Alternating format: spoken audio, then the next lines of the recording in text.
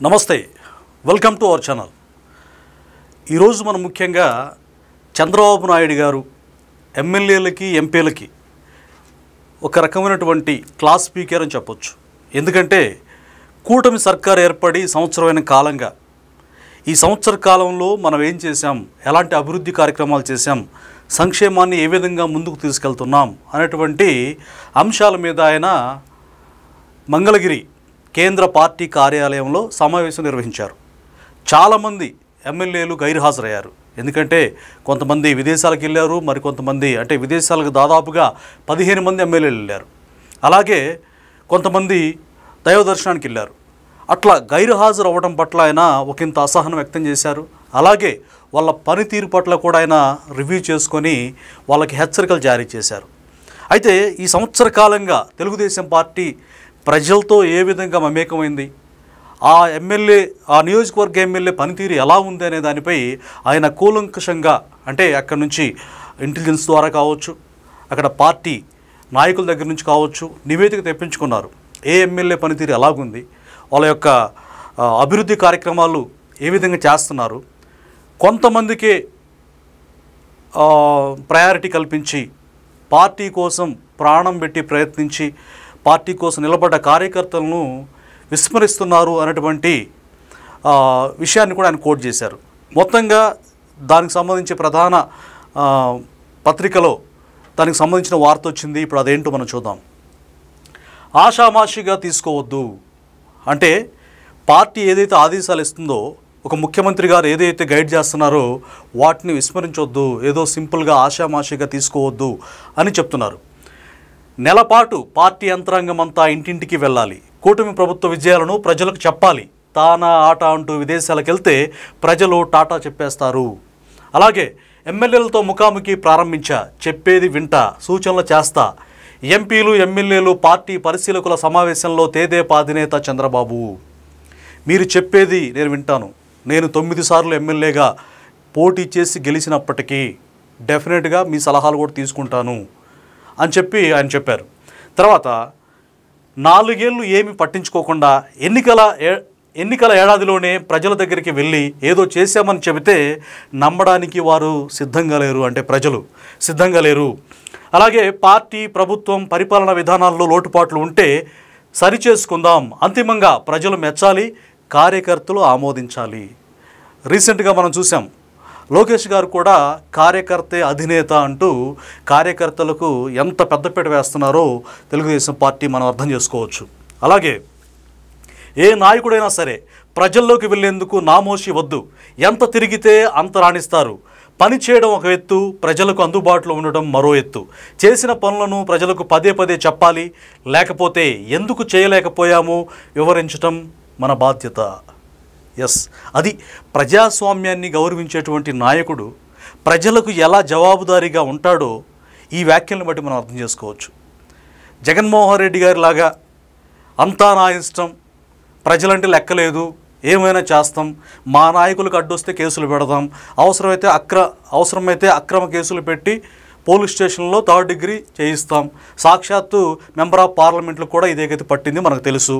So ఇలా కాదు, ప్రజలే ప్రభువులు, ప్రజలే దేవుళ్ళు, సమాజమే దేవాలయం అన్నారు టీడీపీ వ్యవస్థాపక అధ్యక్షులు స్వర్గీయ నందమూరి తారక రామారావు గారు.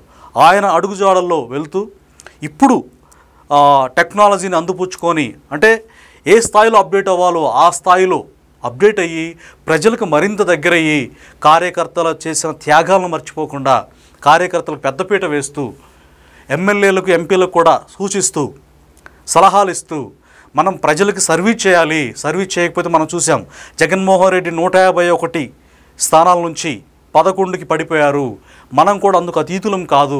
అలాగే లోకేష్ గారు కూడా చెప్పారు, ప్రజలకు మనం జవాబుదారీగా ఉండకపోతే అది చాలా పెను ప్రమాదం, మనం అధికారంలో ఉన్నామని చెప్పేసి మనకు అహంభావం పనికిరాదు, ప్రతిపక్షంలో ఉన్నట్టుగానే మనం పనిచేయాలి, ఒక రకంగా పనిలో అభివృద్ధిలో పోటీ పడాలి, ప్రజలకి మనం ఎంత మేలు చేసామనేది అదే మనకి పనికి వస్తుంది. కానీ రాజకీయాల్లో కక్ష రాజకీయాలు లేకపోతే స్వార్థపూరిత రాజకీయాలు ప్రజాస్వామ్యంలో నిరంకుశత్వంగా పరిపాలించే పాలనని ప్రజలు, ముఖ్యంగా ఏపీ ప్రజలు తిరస్కరిస్తారు అనేదానికి జగన్మోహన్ రెడ్డి గారి యొక్క ఎన్నికల్లో మొన్న 2024లో జరిగిన ఎన్నికల్లో మనం చూసాం ఎంత ఘోర పరాజయం పాలయ్యారు.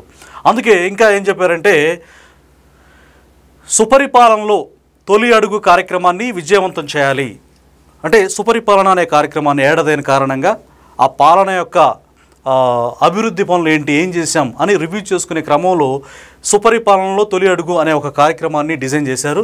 అందులో ఆ కార్యక్రమాన్ని విజయవంతం చేయాలి, నెల రోజుల పాటు ఇంటింటికి తిరగాలి, ఆషామాషిగా తీసుకోవద్దు, ఇందులో ఎవరికి మినహాయింపులు లేవు. ఏడాది పాలనలో కూటమి ప్రభుత్వం సాధించిన విజయాలను ప్రజలకు చెప్పాలి. వైకాపా కుట్ర రాజకీయాలను వారికి వివరించాలి. తానా ఆటా సమావేశాల పేరుతో విదేశాలకు వెళ్తే ఇక్కడ ప్రజలు మీకు టాటా చెప్పేస్తారు. ఎంపీ ఎమ్మెల్యేల్లో ఎక్కువ మంది యువకులే. అర్థం చేసుకునే సమయానికే 5 ఏళ్ళు అయిపోతే మాజీలుగా మిగిలిపోతారు అని ఎంపీలు, ఎమ్మెల్యేలు, పార్టీ నేతలకు తెలుగుదేశం పార్టీ జాతీయ అధ్యక్షులు ముఖ్యమంత్రి చంద్రబాబు నాయుడు గారు ఉద్బోధించారు. అంటే మనం ఇంకా నేర్చుకుందాం, ఏదో ట్రయల్లో ఉన్నాం, ఇలా కనుక మనం ఆలోచిస్తే డెఫినెట్గా కాలం అనేది చాలా ఫాస్ట్గా గడిచిపోతుంది. ఈ 5 ఏళ్ళు అయిపోయిన తర్వాత ఏదో ఎలక్షన్ టైంలో మనం వెళ్తే ప్రజలు తిరస్కరిస్తారు. మనం సమయాన్ని చాలా సద్వినియోగం చేసుకోవాలి. చాలా అగ్రెసివ్గా అభివృద్ధిలో మనం ముందుకెళ్ళాలి. ప్రజల సమస్యలు అంటే ప్రతి గడపై మనం తొక్కాలి. క్షేత్రస్థాయి నుంచి పొలిట్ బ్యూరో సభ్యుల వరకు కూడా అందరూ కూడా ప్రతి గడప తొక్కి ప్రజల సమస్యలు ఏంటి, మేము సేవ చేయడానికి ఉన్నాం, మీరు గెలిపించారు, 124 సీట్లు ఇచ్చారు కూటమికి, మేము మీకు ఎలా సహాయపడాలి అని చెప్పి చాలా పారదర్శకంగా చంద్రబాబు నాయుడు గారు ప్రతి గడప తొక్కాలంటూ ఆ పార్టీ నేతలకు ఆదేశించారు. ఈ విషయంలో ఆయన సీరియస్ కూడా ఉన్నారు. కొంతమంది ఎమ్మెల్యేల మీద కూడా తీవ్రమైనటువంటి వ్యతిరేకత రిపోర్ట్లు వచ్చాయి ఆయనకి. అప్పుడు వాళ్ళని పర్సనల్గా గతంలోనే ఆయన వాళ్ళని హెచ్చరించారు. పద్ధతి మార్చుకోకపోతే వాళ్ళకి ఏ విధంగా ఆయన ఆన్సర్ ఇవ్వాలో ఆయన దగ్గర ఆల్రెడీ చిట్టా ఉంది. కొంతమంది అసహనంగా మేము గెలిచాం, మేము సంపాదించుకోవద్దా ఇలా మాట్లాడుతూ ఉన్నారు. ఖచ్చితంగా అలాంటి వాళ్ళని ఉపేక్షించేది లేదు. ప్రత్యామ్నాయంగా అవసరమైతే ఆ ఎమ్మెల్యేని పక్కన పెట్టేసి అక్కడ ఇన్ఛార్జిని ప్రకటించేటువంటి ఆలోచనలు అయితే ముఖ్యమంత్రి గారు చేస్తున్నట్లుగా మనకు విశ్వసనీయ సమాచారం అంతా ఉంది. అంత మాత్రమే కాదు, ముఖ్యంగా కొంతమంది కొన్ని నియోజకవర్గాల్లో మనం మీడియాలో కూడా చూసాం, చాలా ప్రధాన మీడియాల్లో మనకి అప్డేట్ వచ్చింది, చాలా వాస్తవికమైనటువంటి అప్డేట్. అదేంటంటే ఎమ్మెల్యేలు కార్యకర్తలను గాలికి వదిలేసి ఇష్టానుసారంగా కొంతమందికే పనులు కల్పించి కొంతమందిని ఆ నలుగురికి మాత్రమే సపోర్ట్ చేస్తూ అన్ని వ్యాపారాలు వాళ్ళకి అప్పచెప్పి, అంటే పార్టీ కోసం ప్రాణం పెట్టిన కార్యకర్తలను పక్కన పెట్టేసి కనీసం వాళ్ళకి ఆర్థిక పురోగతి లేకుండా, కనీసం వాళ్ళ మనవి వినకుండా, వాళ్ళకి ఎలాంటి పనులు చేయకుండా ఇష్టారీతిగా నడుచుకునే ఎమ్మెల్యేలకు ఒక ఇంత ఘాటుగానే చంద్రబాబు నాయుడు గారు వార్నింగ్ ఇచ్చారు. మీరు పద్ధతి మార్చుకోండి, ప్రతి కార్యకర్త మనకి ఇంపార్టెంటే, కార్యకర్తలను విస్మరిస్తే మాత్రం మిమ్మల్ని ఉపేక్షించేది లేదు, తీసి పక్కన పెడతారు, ప్రజల ఆదరణ పొందకపోతే మనకి భవిష్యత్తు లేదని చెప్పి సుదీర్ఘ అనుభవం ఉన్నటువంటి దాదాపుగా ఎక్కువ సంవత్సరాలు అంటే 14 ఏళ్ళు తర్వాత 20 ఏళ్ళు అవుద్ది ఇప్పుడు ఆయన ఎమ్మెల్యేగా ముఖ్యమంత్రిగా పూర్తయితే 20 సంవత్సరాలు ముఖ్యమంత్రిగా పనిచేసినటువంటి అపార అనుభవం ఉన్నటువంటి ముఖ్యమంత్రిగా చంద్రబాబు నాయుడు గారు ఆయన చేసినటువంటి గైడెన్స్ని ఏమాత్రం రూల్ మీరితే దాన్ని క్రాస్ చేస్తే డెఫినెట్గా క్రమశిక్షణ చర్యలు కూడా ఎమ్మెల్యేల మీద ఎంపీల మీద ఉంటాయని ఆయన హెచ్చరిక చేశారు. చాలా నిన్న సీరియస్గా అంటే ఆదివారం రోజున ఆయన చాలా అగ్రెసివ్గానే వార్నింగ్ ఇచ్చారని చెప్పవచ్చు. కొంతమంది ఎమ్మెల్యేలు ఎంపీలు కొంతమంది నొచ్చుకున్నా నాకు ఎలాంటి ప్రాబ్లం లేదు, ప్రజలే నాకు ముఖ్యం, కార్యకర్తలు నాకు ప్రాముఖ్యం అని చెప్పి చంద్రబాబు నాయుడు గారు నిన్న చాలా కొంతమంది గైరు హాజరయ్యారు. అంటే 56 మంది గైరు హాజరయ్యారు. 56 మందిలో 15 మంది మాత్రం విదేశాలకి టాటా అని తానా యాత్రలకని వెళ్ళారు. దానికి సంబంధించి కూడా ఆయన చాలా సీరియస్ అయ్యారు. ఎందుకంటే మనం ప్రజాక్షేత్రంలో ప్రజలు గెలిపించినప్పుడు వాళ్ళకి సర్వీస్ చేయాలి, కానీ మన సొంత ఇష్టాలు ఇవన్నీ పక్కన పెట్టాలి. ఏదన్నా ఇంపార్టెంట్ ఉంటే వెళ్ళాలి, కానీ ప్రజలకి పని చేయకుండా నియోజకవర్గంలో ఎక్కువ రోజులు ఉండకుండా మీరు కనుక ప్రజలకు సర్వీస్ చేయకపోతే, వాళ్ళకి అందుబాటులో ఉండకపోతే డెఫినెట్గా మీ మీద యాక్షన్ ఉంటుందని ఆయన నిన్న డైరెక్ట్గానే చెప్పడం జరిగింది. సో ఆషామాషిగా తీసుకోవద్దని చెప్పినటువంటి ఆ మాటను తూచా తప్పకుండా ఎవరైతే రెక్టిఫై చేసుకొని అభివృద్ధిలో ముందుకెళ్తారో, వాళ్ళకి మాత్రం ప్రయారిటీ ఉంటుంది, డెఫినెట్గా వాళ్ళ పనిని గుర్తిస్తాం, పార్టీ అన్ని విధాలుగా ఆదుకుంటుందని చెప్పారు. అలాగే వారసులు కూడా కొంతమంది బాలయోగి గారి అంటే సీనియర్ నేతలు, దివంగత నేతలు, పార్టీ కోసం లాయల్గా ఉండి పార్టీకి ప్రాణం పెట్టి పనిచేసేటువంటి నేతల కుమారులు కూడా పెద్దపీట వేశారు. బాలయోగి గారి కుమారుడు ఎంపీగా ఉన్నారు. అలాగే ఎర్రన్నాయుడు గారి సీనియర్ నేత టీడీపీ, ఆయన కుమారుడు కూడా కేంద్ర మంత్రిగా ఉన్నారు ఎంపీ గెలిచి, రామ్మోహన్ నాయుడు గారు.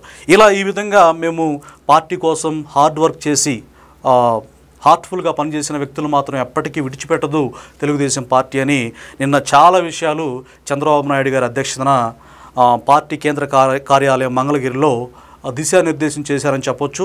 సంవత్సరం పాటు జరిగినటువంటి పనుల్లో మనం ఏం చేసాం, ఇంకా పూర్తి మొత్తం చేసామని చెప్పట్లేదు, కానీ చాలా వరకు అంటే పింఛను 4,000 వరకు పెంచాము, అలాగే తల్లికి వందనం ఇచ్చామని చెప్పి లోకేష్ గారు కూడా, అంటే విద్యాశాఖ మంత్రి, ఐటీ విద్యాశాఖ ఎలక్ట్రానిక్స్ మంత్రి గారు, ఆయన కూడా చెప్పడం జరిగింది. ఏదేమైనా ముఖ్యమంత్రి చంద్రబాబు నాయుడు గారు, డిప్యూటీ సీఎం పవన్ కళ్యాణ్ గారు, అలాగే మంత్రి లోకేష్ గారు, వీళ్ళు ముగ్గురు కూడా అభివృద్ధి ధ్యేయంగా ప్రజల యొక్క సమస్యలే ప్రధానంగా ముందుకెళ్తూ ఉన్నారు. ఇంకా రాబోయే 4 ఏళ్లలో డెఫినెట్గా మనమే ప్రజల మన్ననలు పొంది మనం గెలవాలి తప్పితే షార్ట్ కట్ అంటూ ఏది లేదు గెలుపుకని చెప్పారు. Thank you so much.